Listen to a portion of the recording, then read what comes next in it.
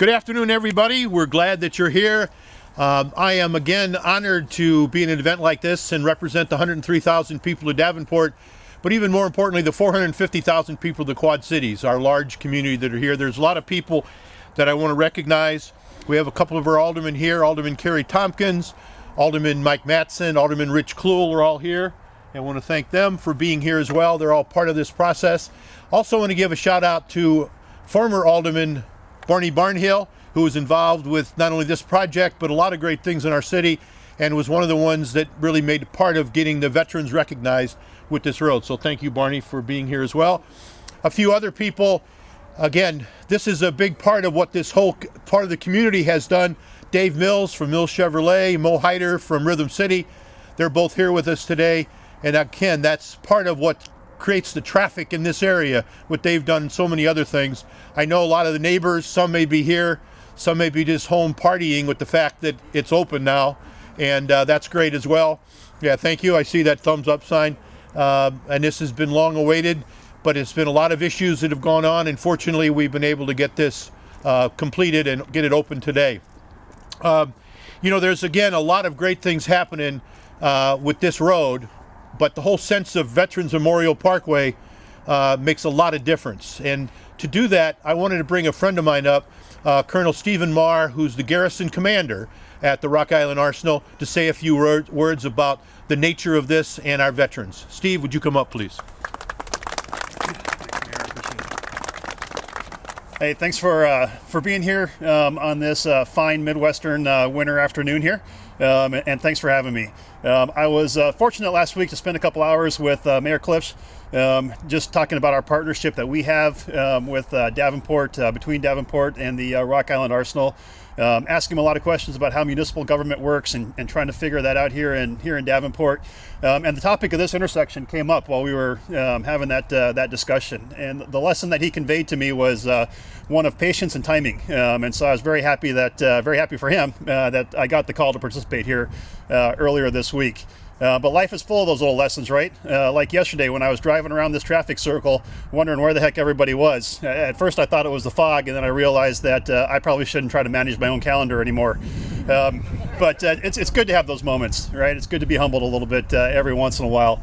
So now that I've announced to the world that I struggle with Microsoft Office from time to time, and Outlook specifically, I just want to say thanks to the mayor for inviting me here to be with you today. And just to say that I'm privileged to represent our senior installation commander, Major General Dwayne Gamble, and the 7,000 soldiers, sailors, Marines, Coast Guardsmen, and Department of the Army civilians, who in many cases traded their camouflage for khakis and continue to serve our great nation in their current positions. There's nothing special about this piece of geography. We're not celebrating a great battle, an historic achievement, or some significant feat that's happened here in our history. And equally, there's nothing significant about this, small piece of road that we're standing upon. Like every other one in the Quad Cities, it's made of asphalt, concrete with some lines on it that some of us do better than others at following. But what is significant, and what we are here to really celebrate, are the sons and daughters of the Quad Cities of Davenport, of the Midwest. Those men and women who have decided to raise their right hand voluntarily and swear an oath, not to a city, not to a state, not to a political party, but to an idea. Like this little piece of road that's part of a much larger network, so are they. And we certainly have the moms and dads, the parents to thank, the parents that taught them that our republic is worth fighting for, the teachers that taught them with the lessons of history, that reinforced that throughout their time in school with the lessons of history, our emergency services that protected them when they were vulnerable, our doctors and nurses, and other healthcare professionals that protected them while they were sick, and nurtured them while they were sick, and the friends and families they have that strengthened them as they grew up. So this area, the greater Quad Cities area, the town of Davenport, city of Davenport, what a great place to call home, and we are certainly fortunate to be able to do that. So as we get into the season, being the middle of December here, I just ask that everybody here take a moment and think about those veterans that will be spending the holidays far from home, far from loved ones. You don't hear about it as much in the news, but evil is still very real. Our adversaries still remain very determined, and we owe a debt of gratitude to those who stand on the frontiers of freedom around the world. They are making a difference for us here in the Quad Cities each and every day. So thank you again. May God bless each and every one of you. Merry Christmas and happy holidays, and wish everybody here a fantastic new year. Thank you. Colonel Marr, thank you. I'm honored to call you a friend, as well as somebody I get to work with quite a bit. We spend a lot of time on the arsenal. It's an important part of our community. There's a lot of great men and women there, and some of you may be part of that as well. But again, I see a lot of folks out there that I know are veterans, and we want to make sure we include you. When we do the actual ribbon cutting, we'd like you to come up and get behind us, and because that's what you've been doing all along, supporting us and supporting our community and supporting our world. With that, I'd like to bring up Nicole Gleason, our Assistant City Administrator and Public Works Director, to give you a little overview of the project and how we got to here. So Nicole, please.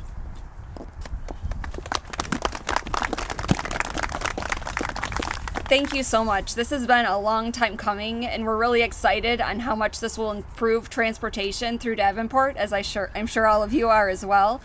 This road is connecting Brady Street all the way to the Bettendorf limits. We had a total investment of $32 million, $23 million of which is federal funds. So this has been 7 years in the making, and we're so excited to finally have it open. And this is also our first roundabout in Davenport and the largest one in the Quad Cities. So I'm sure it'll take some getting used to navigating, but everyone will get used to it soon enough. And I have a list of people we want to thank for all their help in making this a reality. First of all, the neighbors. I know this has been a big stress on all of you, and we really appreciate your patience. The Iowa DOT, Valley Construction, Shive Hattery, Veenstra and Kim, McCarthy Improvement, IIW, IMEG, and the city staff. We have former staff Glenn Wozni, Gene Helge, Jim Quinn, and current staff Tom Liebart, Jen Walker, Eric Gravert, Nick Schmucker, Zach White, Rick Rizzo, Mike Atchley, Robert Musgrove, Eric Longlet, and our city engineer Brian Schatt. So thank you to everyone. We appreciate you being here today to recognize and support this city project. Thank you. Thank you, Nicole, and thank you for the great job that you do. I'd like now to bring up Adam Haas, the Vice President of Valley Construction, and talk a little bit about the project and thank Valley Construction and the Haas family for all the great work they do throughout our community. Adam.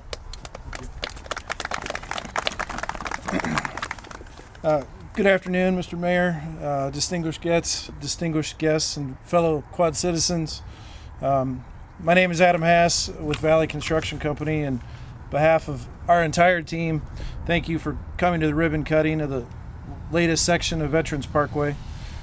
We're very excited to be opening the road today ahead of our contractual schedule, and this opening marks the end of nearly 2 miles of roadway, 2 miles of this parkway that our team has constructed over the last 3 years.